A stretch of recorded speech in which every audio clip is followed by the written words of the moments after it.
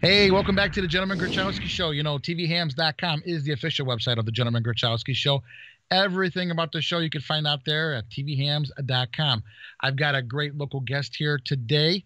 He is the artist of the 2020 Time Magazine Person of the Year Award, Jason Seiler. How are you, Jason? Good. How you doing? I'm doing pretty good. You know, it's got to be exciting to have Time Magazine contact you. But this is the second time they contact you for like the Super Bowl of, artwork, right? Super Bowl of covers. Yeah. Well, I mean, the first one I did was of the Pope in 2013, and which is just mind blowing. Kind of changed my life forever. But then every single year since then, I get asked to paint the Person of the Year cover, but the way that they do it with Time Magazine is they don't know who the Person of the Year is going to be, so they hire several different artists to paint several different people. And so even though they've hired me throughout the last few years to paint, the cover, that doesn't mean that mine's going to get chosen. So it's a little bit nerve-wracking, and you just try to do the best painting you can, and then you just sit and you wait. And I didn't find out that I had the cover until just a couple hours before they announced it. They gave me a heads up, and I was just super excited. So I couldn't believe I got it again. It's just awesome. Now, when you get the phone call to say, "Hey, can you paint this picture?" How long in advance do they give you from the, like I said, December is when they kind of make an announcement. When do they give you the name? They draw a name basically. When do they give you the name of the artist or the picture they want you to draw? So let's see. I think I had about 4 or 5 days to do a painting for them, and I think I finished it in 4 days. And basically, the art director just calls me and we go over what his ideas are. He'll send me a couple references that he likes, and he'll tell me a little bit about what he's kind of thinking. And he asks for my opinion, and we go back and forth. And then after that, I just start sketching, and then I send him my sketch, and I wait for approval. And as soon as he gives me the approval, I just start painting. Yeah. And then they ask me to save all the steps, because in case it gets chosen, they like to do like sort of like a presentation to show the steps of the painting and that sort of a thing. So it's kind of a process, because normally I don't do that. Normally I just paint, but every once in a while I have to stop and make sure I take pictures and screenshots and stuff. But yeah, basically I think it was about 40 hours of painting for this one, and I sent it off, and then I just waited. It wasn't until a week later that they announced it. Right. So for a whole week I was sort of just like, Yeah. When you get the phone call and you put the phone down, what's the first thing that goes through your mind? Because I'm thinking, it's like, oh my gosh, it's like that's got to be Stress City, right? It's got to really be something where you're like, oh my gosh, what can I do this? Well, luckily I don't feel like that anymore. I don't feel like, I don't know if I can do it. It's just more like I just want to. There is a lot of pressure. I mean, obviously with this is such a historic time, and this is such a historic cover. And so there's the pressure of, I really just want to do the best painting possible. Everyone's going to see this. And it was such an amazing experience after it was shown, because Kamala shared my cover. Joe Biden shared the cover. Tons of people were sharing it. Even Mark Hamill, Luke Skywalker himself shared it. And I was just like, oh, Luke Skywalker, I was so excited about that. But the first time job I got, I think I was around 20 or so years old, and maybe around 23 or 24, actually, now that I think about it. And I was so excited. Like, I didn't even hardly remember what the guy was telling me they wanted me to paint. All I knew is no matter what, I'm accepting this job. And the first one I did for them was 5 or 7 people, something like that, photorealistically, like really detailed. And I had never painted that many people at the same time before. But I didn't care. I was not going to say no. So as soon as I got off the phone, I literally was jumping up and down in my apartment. And I just was like, I can't believe I got my first Time job, because Time magazine was always like, that's like the epitome of, like, you know, that's like the biggest magazine to work for. And all my heroes when I was a kid growing up were Time covers, and, you know, and so it's just sort of like fulfilling a childhood dream. And now, like, you know, gosh, 17, 18 years later, when I'm still doing Time covers and stuff, that feeling doesn't go away. Like, it's still exciting. I saw the cover at Target today, Christmas shopping with my family, and I was just like, oh my gosh, there it is. It's right there. So, like, it's still exciting. It's awesome. No, that's got to be a good feeling. To you know, to see your artwork out there, and then again to have Luke Skywalker hold up your Yeah, artwork. it was awesome. You know, that's got to be like super. You know, it's I cannot. Yeah. I can only imagine what would go through my head if I saw that. You know, I would think that when you got the phone call, you hung up the phone, and you're thinking, okay, this is who they want me to do. There's a good chance this may be the cover, right? It's not like they just told Yeah. you, the Yeah. garbage can shortage, or garbage shortage or something like that. You know, it was something that's really big, and this is an election year and this and that. So that had to really put some added stress and pressure on you. And looking at the cover, it looks unbelievable. And then seeing these steps here, we're showing here how you've done it, and different steps, and the lighting, and you definitely, congratulations. You did a great job. You should be very proud of yourself. Thank you. And your whole family should be proud of you, because I mean, just look at that. Yeah, thank you. When you when you got some covers in the mail, right? You got some issues in the mail. Yeah, they right? sent me a box of them. So that was awesome. Yeah, I got a box of them. Yeah. And they still hold it, and it was really I think the most pressure I felt was just that, it's the first time we've ever had a woman and a woman of color elected as the vice president. I mean, it's a huge deal. It's like, we're experiencing history right now, and I have 4 daughters. And so to me, it was like, I really wanted to represent. And so, like, I knew I've painted Joe Biden before and everything. And, but with the Kamala, I was like, she's got to look really nice. Like, I wanted her to look, so I think I spent most of my time painting her. I don't know. That's about the same time, but I remember just feeling like I felt a little bit more pressure with that, because I just wanted to make sure she looked really good. And she looks great. You did a great job.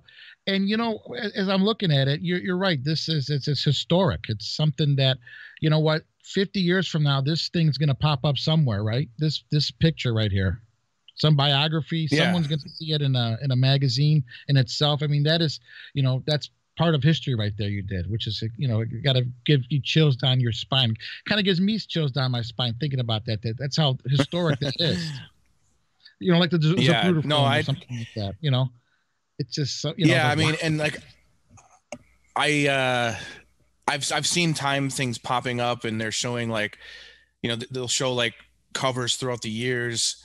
And they'll show, I saw something today that was showing all the presidents since Roosevelt that were elected have been Person of the Year. And they showed just this historic, like, kind of just memory lane of all these different covers. And it was pretty, it was pretty cool to see that at the end mine was there. And it's like, my cover's forever going to be like that there. It's always a part of that history. And that is something that is surreal. It's pretty crazy. And it's weird to think too, like I said, just that, I was telling someone I actually did a tutorial, or not a tutorial, but I did a behind the scenes video on my podcast about the making of the painting. And I was telling the guy that was interviewing me that it feels like, like this painting, I put so much of me into it. I put so much into, getting it just the way I wanted, and I was very proud of it, and it turned out exactly how I wanted. But when it was done, and then when Time magazine selected it, it's like, it's no longer mine anymore. It's like, it's everybody's, and it's like out of my hands. It's just gone. And it's weird. I've seen all these memes, and like, it's weird seeing that. It's weird seeing an image that I feel so connected with, but realizing that it's really kind of just everybody's now. So it's a strange thing. No, for you should sure. be proud. You should be very proud. And when you saw it in the store today, when you're looking at the, the grocery rack or whatever, you're walking out and you see it there, Yeah. you just wanted to shout out, "Hey, that's me. I did this." And people would be like, "Yeah, right. Yeah, right, right." Yeah. Yeah. I might have done that years ago, but yeah, now I'm just like, I was trying to get I have my 3-year-old. I was trying to get her to be excited about it, but she didn't really seem to care too much. She'll see one day that she'll But realize the importance of it. Now, you mentioned growing up, you used to look at the Time magazine and you thought of it was, as an artist, as a photographer, as anyone, that is the most prestigious award you can get. You said it's kind of like the Academy Award. What other types of people in history? I'm not referring to like modern day history, but within the last 2,000 years, who do you think you would have enjoyed painting if you were alive 1,500 years ago? What historic figure would you like to paint on the cover of Time magazine? What do you think would be a fun portrait to do? That's a really good question. I mean, I would. Of course, the first person that comes to mind for me is Abraham Lincoln. Would be pretty awesome. Okay. But he's been painted so many times, but I've painted him before. But he's definitely someone that would be like, if I could go back in time and be the one to do it, I don't know, man. There's a lot of great. I mean, there's interesting question throughout the history, tons of people. You got English monarchs, and you got people from from the United States. You got, Hollywood people. You got so many people, it's just amazing that, you would think about that. Who would I want to pick? Who would I want to take? Who would I want? And again, depending on the day of the time, you have to put the person in front of you, right? Like if you did Abraham Lincoln, you're not going to do this on a computer. You're going to be sitting in front of Abraham Lincoln. Yeah. Right? I would do an oil painting, and that would be so much fun. That would be awesome. Like, Abe. Yeah. I mean, this way, Abe, don't look. And that's the kind of thing too. I'm really glad that Time decided to use to have me paint. A lot of people are confused and they think, "Oh, I thought that was a photo, my cover." But if you look at it closely, I purposely painted it very painterly, and when you see it from a distance, I can see why some people might be confused. But if you look up close at it, you can see all the brushwork. And I purposely did it in a very painterly way. And when I share my steps of the painting, you can see just it's very, very kind of thick, choppy kind of brush strokes is the way that I painted it, almost in a sculpting type way. And really, one reason why I did that, or I wanted it to be that way, is because there's so many paintings I've seen on the cover of Time throughout the years that have just stuck with me, that like even back in the Norman Rockwell days. And I just wanted it to kind of like feel sort of timeless. And I think like a painting like that has like a timeless feel to it. I mean, photos do as well, I guess. But I think there's something romantic to me about the painting part of it, Now, do you think like a Leonardo da Vinci, or you said the guy, the Saturday Evening Post, Norman Rockwell, you think they'd be jealous that you can do this all on a computer? No. I think that if Rockwell's around and he had the same kind of technology, he'd be using it as well. Yeah, and I mean, and I work the same way that Rockwell did as well. I also do oil painting and that, but when it comes to deadlines, I only do digital paintings for deadlines, because the timing, the deadlines are like so fast. Yeah. And it just helps me to be able to do the kind of work I want to do. And I've got friends out there that are illustrators that work in oils and work traditionally still for deadlines, and they're awesome, but I think they're crazy because that just adds so much more stress to it. But good on them. They're great and it works for them. But for me, I only do my traditional oil paintings for like private commissions and that sort of a thing, so I can take my sweet time when I do them. Good. And for anyone that want to find out more about your work, it's jasonseiler.com. Very simple, right? Very simple to remember, right? Mm-hmm. You can find out more of your work. You got some samples up there, and if anyone wants to contact you, they can obviously contact you through there and see what happens, right? It's Yeah. exciting. You get a lot of people coming up to you with like paper, like pictures. Can you take a character of me or something along those, a portrait of me, right? I'm sure people come up to you and tell you that all the time, right? Oh yeah. Yeah. Yeah, it happens every once in a while. Yeah, that's gotta be cool. Which I love. That's what I do. I love doing it. Yeah. This is my grandma. Can you give me it's a awesome. picture? Like, how do you turn that person down, right? This is my grandma. Wait, can you give me a picture of her, Oh, so yeah. All right. You also, real quick, you got a movie artwork coming out, opening act. It was supposed to be in the movie theaters, but yeah, the whole COVID situation, it's on Amazon Prime. Can you tell us about that picture real quick? Opening act. Yeah. So I'll try to be real quick, but like Steve Byrne is an amazing stand-up comedian who I met a year or so ago, and I had him on my podcast, Face the Truth, and we talked about comedy. He invited me to do 5 minutes of comedy before him at the Chicago Improv, and so I did 3 nights of comedy with him at the Chicago Improv about a year ago, and then we've been staying in contact ever since. And since then, he had been working on this movie already, but he worked on this movie called The Opening Act, which he wrote and directed, produced by Vince Vaughn, and it's got Jimmy O Yang in it, Cedric the Entertainer, Bill Burr, Tom Segura, Whitney Cummings. I mean, tons and tons and tons of amazing comics are in this movie. Neil Brennan, on and on and on. And he had a poster that came out, and he liked it, but he was like, you know what? I think it'd be awesome if you did like some kind of a caricature cover or something, and that would just be a little bit more interesting and make it more memorable. So I was all about that, and we basically talked for a little bit, and I jumped right on it.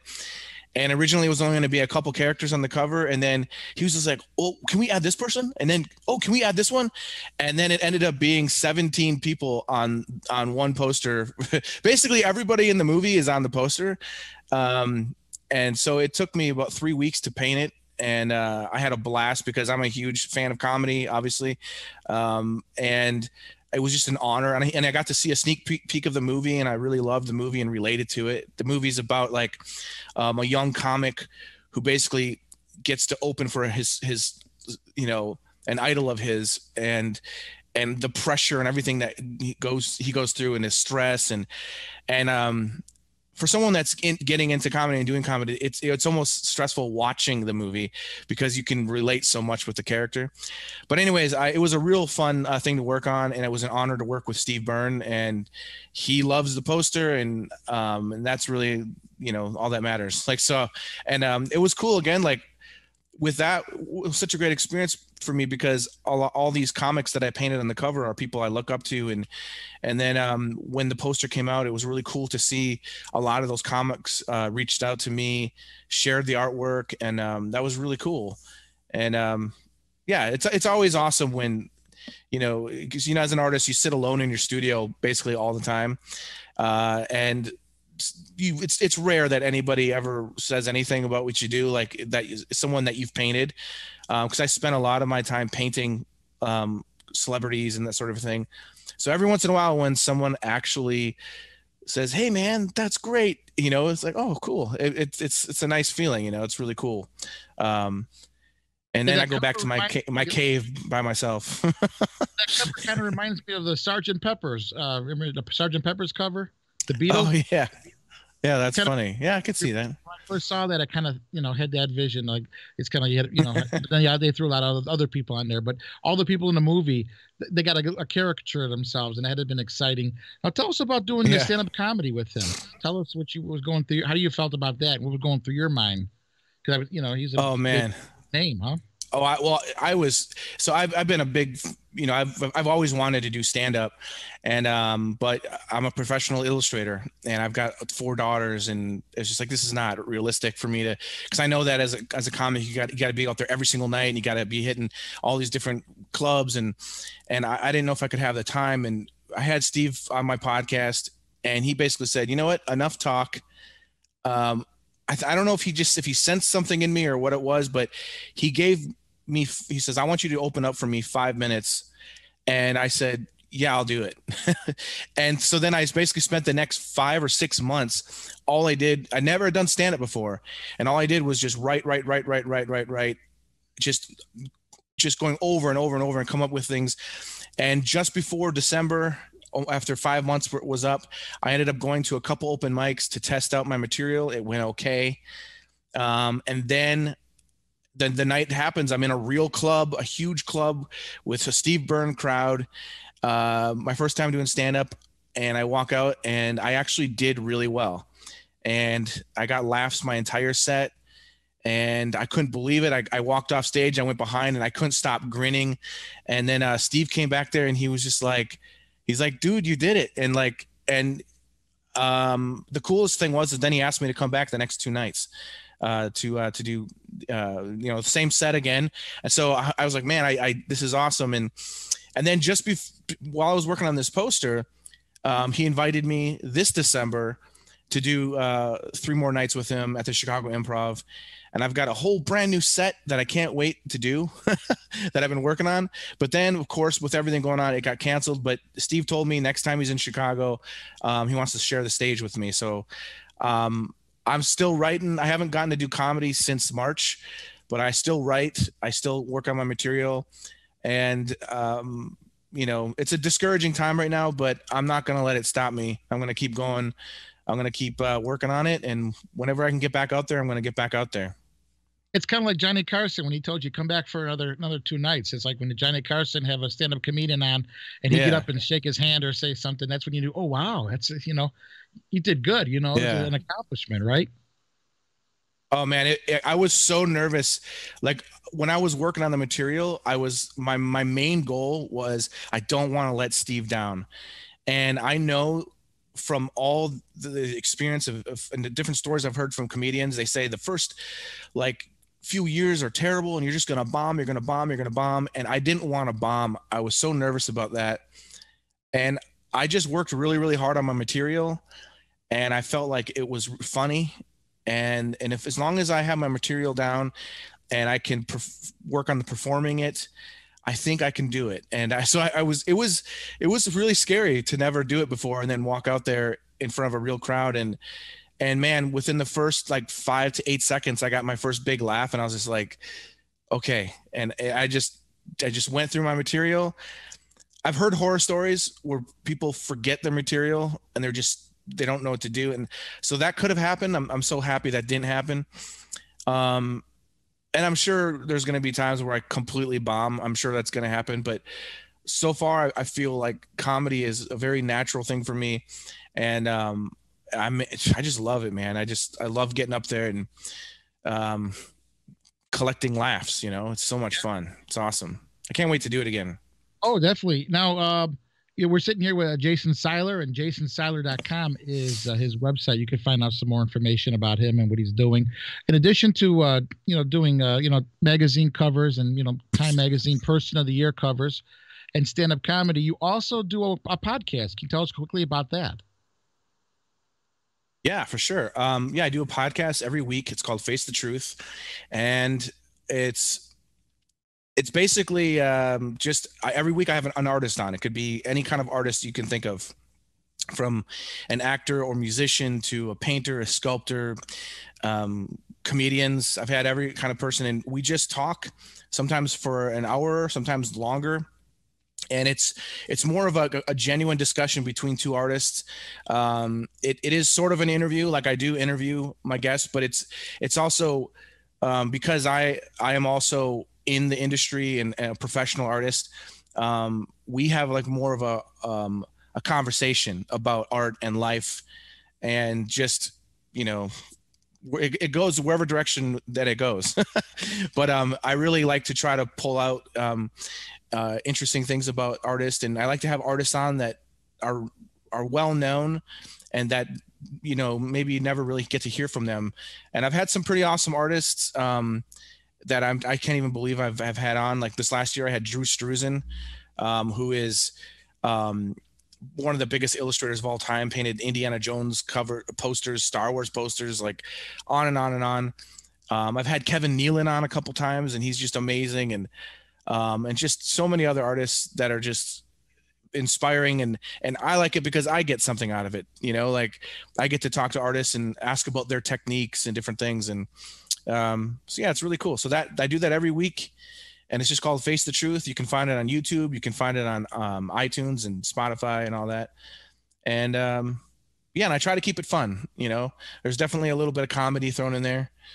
You know, I always try to make my guests laugh a little bit if I can. It'd be exciting. You got to laugh. And what's cool about this is, you know, these people, you know, you're their contemporaries now. You are, you know, you're up there. You're rubbing elbows with all these people. You're, you know, you think I'm going to interview them and find out about them. Well, they should be talking to you because you're, you know, what you've accomplished in your life as far as an illustrator. You know what, you definitely, you know, they should be interviewing you, right? I mean, you're the, you know what I'm saying? Well, it happens sometimes. Every once in a while, one of my guests will be like, hey, wait, I got some questions for you. Yeah. So, but that's what I like about it. It's that, you know, like I try to, you know, I'm a realistic person. I understand that being an artist and making a living as an artist is it's difficult and it's rare. So I don't take it for granted, and I try as much as possible to be as level-headed as I can about it, because, you know, being a freelance illustrator for almost 20 years now, there's good times, there's bad times. Like sometimes I don't know when the next job's coming in, or even if I had some jobs, I don't know when they're going to pay me, you know? Right. So like, I do have, you know, I've had some awesome experiences and I've done some amazing things with my career, but I still feel like I'm just an artist trying to make it as an artist, you know, always hustling. And so I think all artists can really relate to that. You know what I mean? So that's really what I'm all about. I want to keep things straight up and, you know, but I don't know. Also, it's a little uncomfortable, like talking about like it's like I feel weird being like, hey, I'm pretty awesome, you know, like that just sounds so gross for me. But I do appreciate, I'm always flattered, you know, when I have a guest on that I respect, and then they start talking about my work, and sometimes I'm like, oh my gosh, you know my work. So like it's a cool thing, but really I just enjoy, you know, like I said, doing the podcast is something that for me is awesome, because I get the opportunity to talk with really cool artists and then share that with everybody out, you know, everyone that wants to take some time to check it out. So. All right, Jason, thank you. You know, you're so humble too. That's the good thing about it. I think that you're easy to approach and easy to talk to. But Jason, thanks for stopping by the show today. The Artist of the 2020 Person of the Year. My pleasure. Time Magazine right there. Jason Seiler. For more information, you go to jasonseiler.com and find out more information, find out about his podcast. And he's also on YouTube or Facebook. You're on Facebook and YouTube too, right? And they can find out about you from there. So Jason, thank you for stopping by, and good luck in the future artwork. Thanks, man. Appreciate it. Thanks for having me on. This is the Gentleman Grachowski Show. We'll talk to you later. Thanks for watching.